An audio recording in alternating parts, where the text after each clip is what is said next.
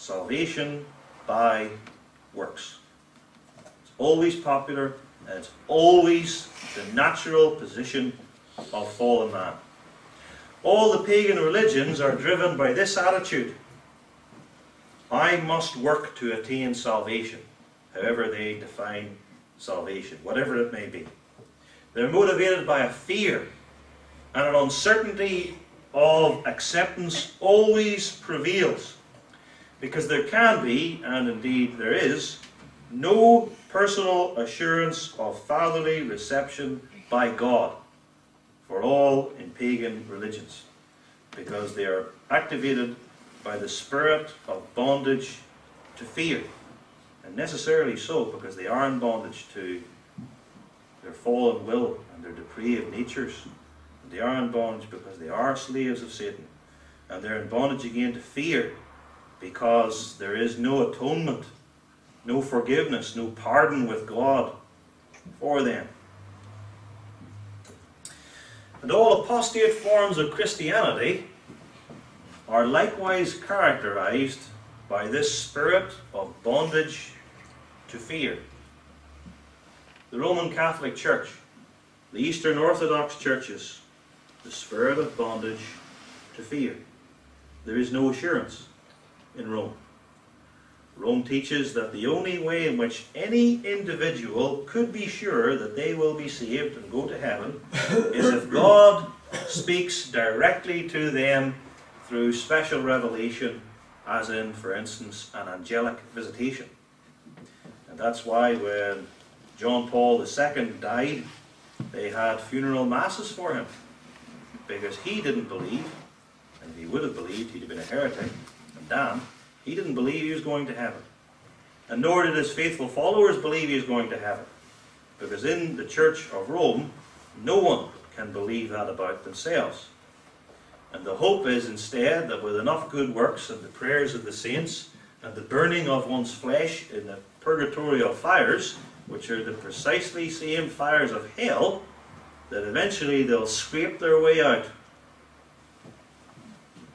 There is no assurance in the Church of Rome by definition, by creed, and that's necessarily so because of its false gospel of works, driven by the spirit of bondage to fear. It's the same thing with the cults. Go out, knock doors, knock loads of doors, witness till the cows come home every day, and maybe, just maybe, you'll be part of the 144,000, but you can never be sure. It's the same thing with Arminianism too, because according to Arminianism, the decisive factor in anybody's salvation is man's free will, and man's free will, to be truly free according to the Arminian definition, means that you can never be sure of your salvation. You could lose it tomorrow, you could lose it tonight, and you could end up in hell. That's part of the spirit of bondage, again, to fear. And it's only the true, that is, the biblical and reformed faith, which generates true assurance. I can say this evening in this church, with the Apostle Paul, you have not received the spirit of bondage again to fear, but you have received the spirit of adoption, whereby we cry, Abba, Father.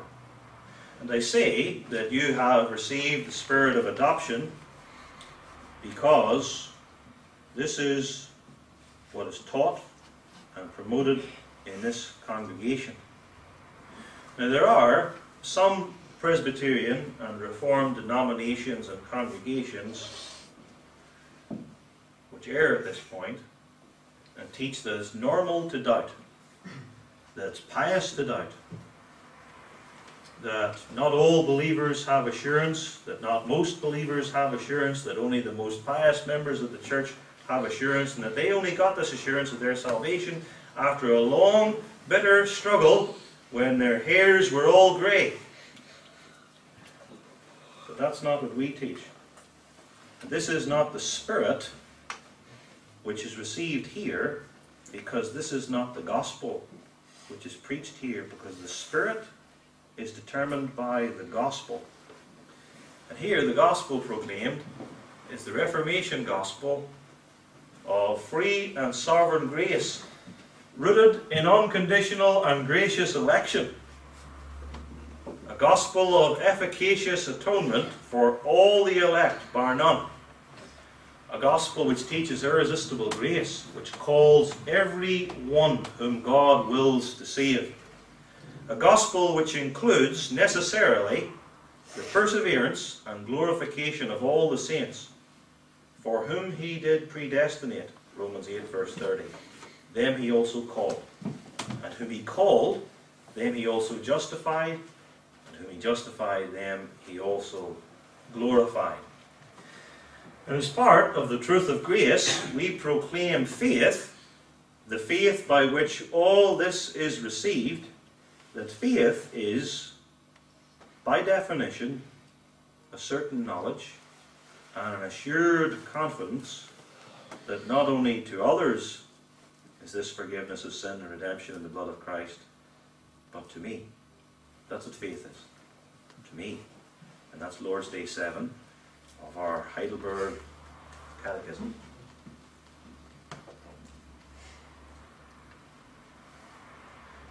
Now, why is it? Why is it that it's the Spirit here who is spoken of as the one who assures us of our sonship?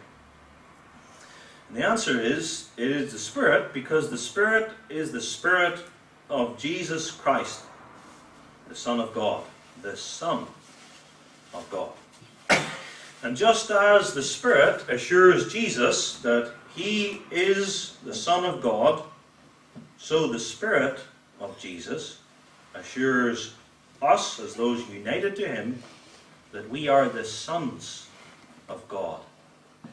The Spirit says to the Son, you're the Son of God. And anyone in the Son, the Spirit says to them, you are the sons of God, because the Spirit of sonship, which is in Jesus, is in us. And it was the Holy Spirit, no less, who made Christ cry out in the Garden of Gethsemane, Abba, Father. Same words as in our text. And the Spirit utters them also in Galatians 4.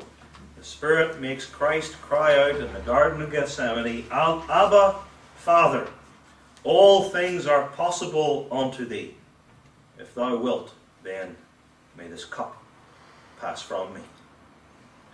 And the self-same Spirit who is in us makes us cry, Abba, Father, because the Spirit of Christ works likeness to Christ in all his people, so that we even say the same things that he says, because we're sons in the Son.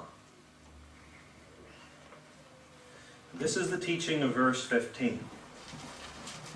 The Spirit of adoption indwells us.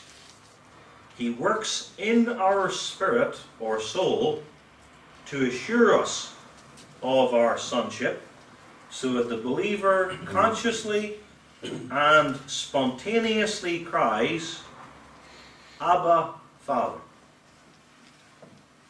to the Lord of heaven and earth.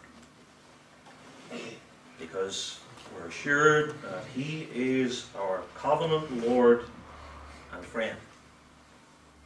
And our text teaches that this salvation and the assurance of this salvation, and more especially here the assurance of our sonship, is all of grace.